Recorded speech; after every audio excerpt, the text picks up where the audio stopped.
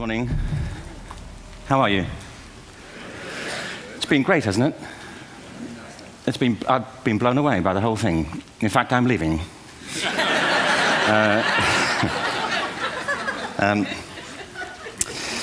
There have been three themes, haven't there, running through the conference, which are relevant to what I want to talk about. One is the extraordinary evidence of human creativity in all of the presentations that we've had and in all the people here. Just the variety of it and the range of it. The second is that it's put us in a place where we have no idea what's going to happen in terms of the future. No idea how this may play out. I have an interest in education. Actually, what I find is everybody has an interest in education. Don't you? I find this very interesting. If you're at a dinner party and you say you work in education, actually, you're not often at dinner parties, frankly, if you work in education. You're not asked, you know, and you're never asked back, curiously. That's I think that strikes me. But if you are, and you say to somebody, they say, what do you do? And you say, you work in education, you can see the blood run from their face. They think, oh my God, you know, why me? It's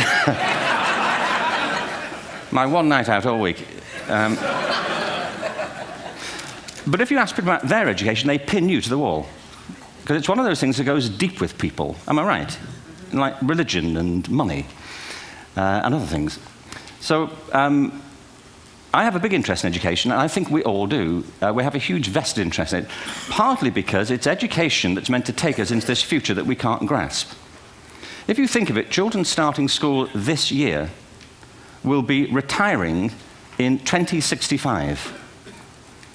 Nobody has a clue, despite all the expertise that's been on parade for the past 4 days, what the world will look like in 5 years' time. And yet we're meant to be educating them for it. So the unpredictability, I think, is extraordinary. And the third part of this is that we've all agreed, nonetheless, on the really extraordinary capacities that children have, their capacities for innovation. I mean, Serena last night was a marvel, wasn't she? Just seeing what she could do.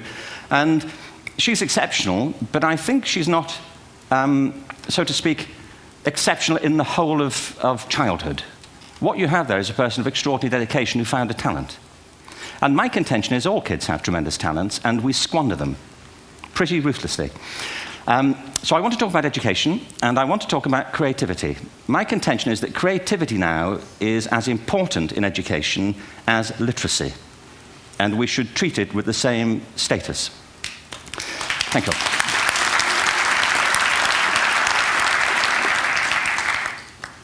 That was it, by the way. Thank you very much. So, 15 minutes left.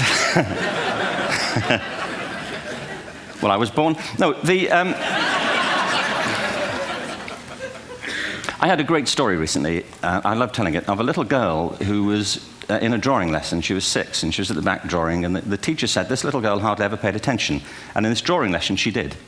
And the teacher was fascinated. She went over to her and she said, what are you drawing? And the girl said, I'm drawing a picture of God. And the teacher said, but nobody knows what God looks like. And the girl said, they will in a minute.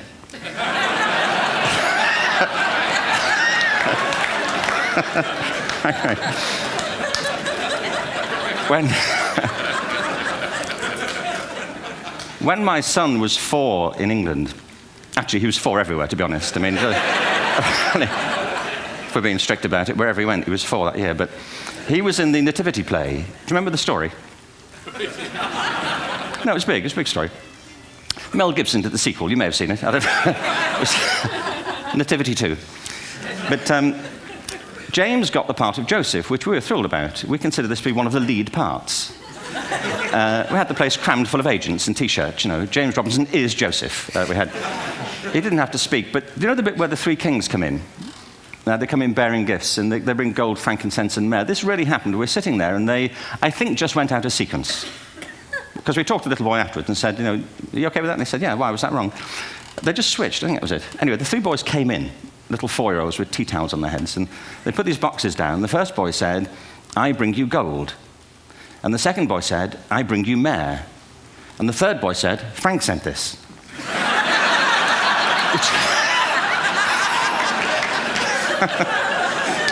It's great.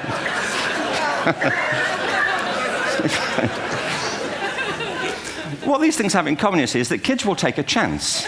You know, if they don't know, they'll have a go. Am I right? They're not frightened of being wrong. Now, I don't mean to say that being wrong is the same thing as being creative. What we do know is, if you're not prepared to be wrong, you'll never come up with anything original. If you're not prepared to be wrong.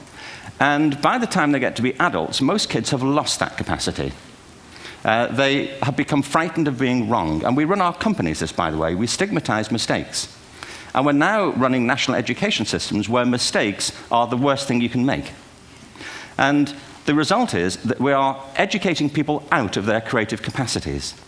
Picasso once said this. He said that all children are born artists. The problem is to remain an artist as we grow up. I believe this passionately, that we don't grow into creativity, we grow out of it. Or rather, we get educated out of it. So why is this? I lived in Stratford-on-Avon until about 5 years ago. In fact, we moved from Stratford to Los Angeles.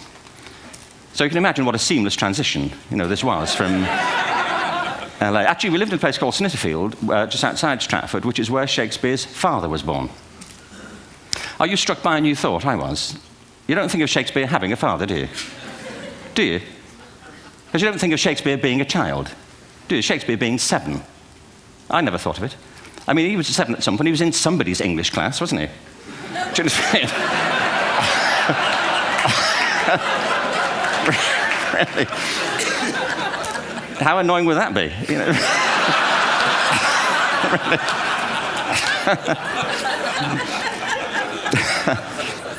Must try harder. Being sent to bed by his dad, to Shakespeare, go to bed now, to William Shakespeare, and put the pencil down, and stop speaking like that. It's confusing everybody.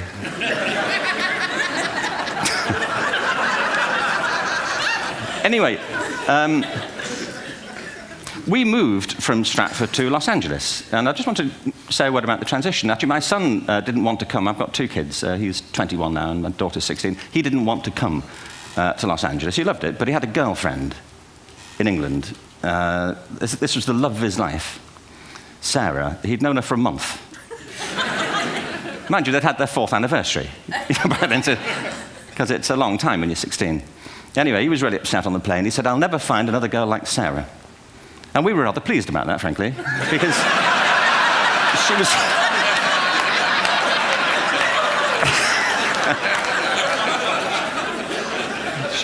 she was the main reason we were leaving the country.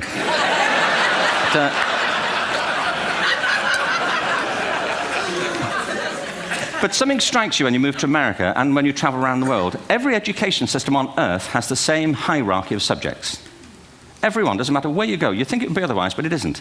At the top are mathematics and languages, then the humanities, and at the bottom are the arts, everywhere on Earth. And in pretty much every system, too, there's a hierarchy within the arts. Art and music are normally given a higher status in schools than drama and dance. There isn't an education system on the planet that teaches dance every day to children the way we teach them mathematics. Why? Why not? I think this is rather important. I think maths is very important, but so is dance. Children dance all the time if they're allowed to. We all do. We all have bodies, don't we? Did I miss a meeting? I think... Truthfully, what happens is, as children grow up, we start to educate them progressively from the waist up. And then we focus on their heads, and slightly to one side. If you were to visit education as an alien and say, what's it for, public education, I think you'd have to conclude, if you look at the output, who really succeeds by this? Who does everything they should? Who gets all the brownie points? Who are the winners? I think you'd have to conclude the whole purpose of public education throughout the world is to produce university professors. Isn't it? They're the people who come out the top. And I used to be one. So there. And I like university professors, but, we shouldn't hold them up as the high watermark of all human achievement. They're just a form of life. Another form of life. But they're rather curious, and I say this out of affection for them. There's something curious about professors. In my experience, not all of them, but typically, they live in their heads. They live up there, and slightly to one side. They're disembodied, in a kind of literal way. They look upon their body as a form of transport for their heads. It's... Don't they? It's a way of getting their head to meetings.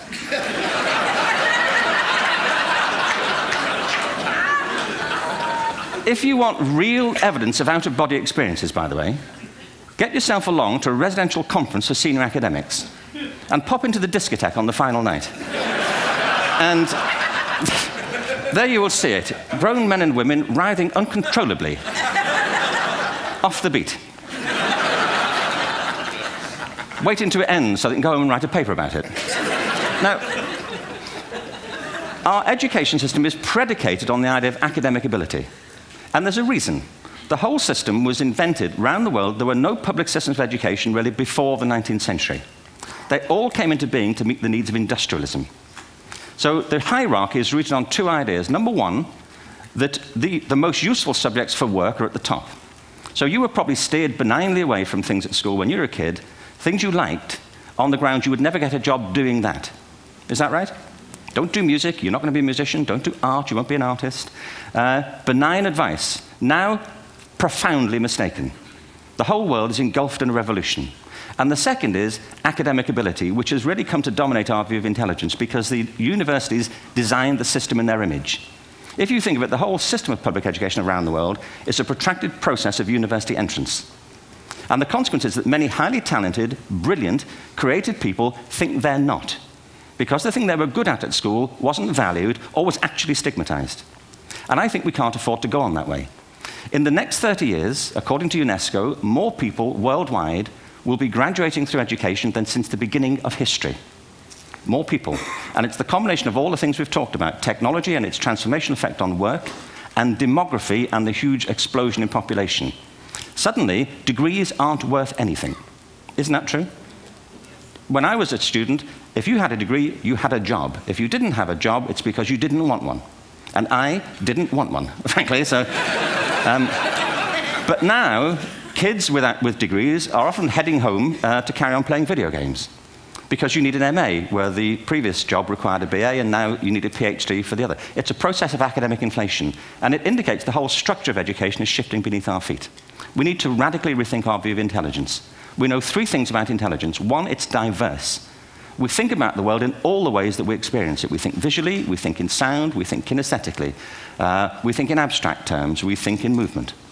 Secondly, intelligence is dynamic. If you look at the interactions of a human brain, as we heard yesterday from a number of presentations, intelligence is wonderfully interactive. The brain isn't divided into compartments. In fact, creativity, which I define as the process of having original ideas that have value, more often than not, comes about through the interaction of different disciplinary ways of seeing things. The brain is intentionally, by the way, there's a shaft of nerves that joins the two halves of the brain called the corpus callosum. It's thicker in women. Following on from Helen yesterday, I think this is probably why women are better at multitasking. Because you are. Aren't you? There's a raft of research, but I know it from my personal life. If my wife is cooking a meal at home, which is not often, thankfully, but if she's doing... No, she's good at some things. But if she's cooking, she's dealing with people on the phone, she's talking to the kids, she's painting the ceiling, she's doing open heart surgery over here. If I'm cooking, the door is shut, the kids are out, the phone's on the hook. If she comes in, I get annoyed. I say, Terry, please, I'm trying to fry an egg in here. Really.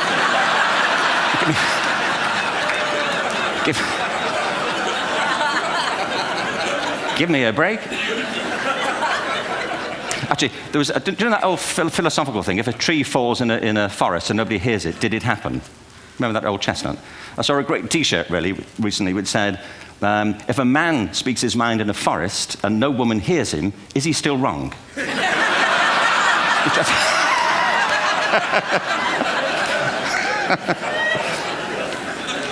And the third thing about intelligence is it's distinct. I'm doing a new book at the moment called Epiphany, which is based on a series of interviews with people about how they discovered their talent. I'm fascinated by how people got to be there. It's really prompted by a conversation I had with a wonderful woman who most people have never heard of. She's called Gillian Lynn. Have you heard of her? Some have. She's a choreographer, and everybody knows her work. She did Cats. and Phantom of the Opera. She's wonderful. I used to be on the board of the Royal Ballet in England, as you can see. And anyway, Jill and I had lunch one day. I said, how'd you get to be a dancer? And she said it was interesting. When she was at school, she was really hopeless. And the school in the 30s wrote to her parents and said, we think Gillian has a learning disorder. She couldn't concentrate. She was fidgeting. I think now they'd say she had ADHD. Wouldn't you? But this was the 1930s, and ADHD hadn't been invented, at this point. So it wasn't an available condition. People weren't aware they could have that. Anyway, she went to see this specialist. So this oak-panelled room, and she was there with her mother, and she was led and sat on this chair at the end, and she sat on her hands for 20 minutes while this man talked to her mother about all the problems Gillian was having at school.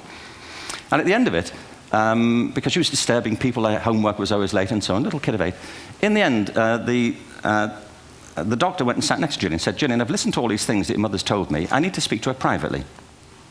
So he said, wait here, we'll be back. We won't be very long. And they went and left her. But as they went out the room, he turned on the radio that was sitting on his desk. And when they got out the room, he said to her mother, just stand and watch her. And the minute they left the room, she said she was on her feet, moving to the music. And they watched for a few minutes, and he turned to her mother, and he said, Mrs. Lynn, Gillian isn't sick. She's a dancer. Take her to a dance school. I said, what happened? He said, she did. I can't tell you how wonderful it was. We walked in this room, and it was full of people like me. People who couldn't sit still. People who had to move to think. Who had to move to think. They did ballet, they did tap, they did jazz, they did modern, they did contemporary. She was eventually auditioned for the Royal Ballet School. She became a soloist. She had a wonderful career at the Royal Ballet. She eventually graduated from the Royal Ballet School, found her own company, the Gillian Dance Company, met Andrew Lloyd Webber. She's been responsible for some of the most successful musical theatre productions in history. She's given pleasure to millions, and she's a multi-millionaire. Somebody else might have put her on medication and told her to calm down. Now, I think...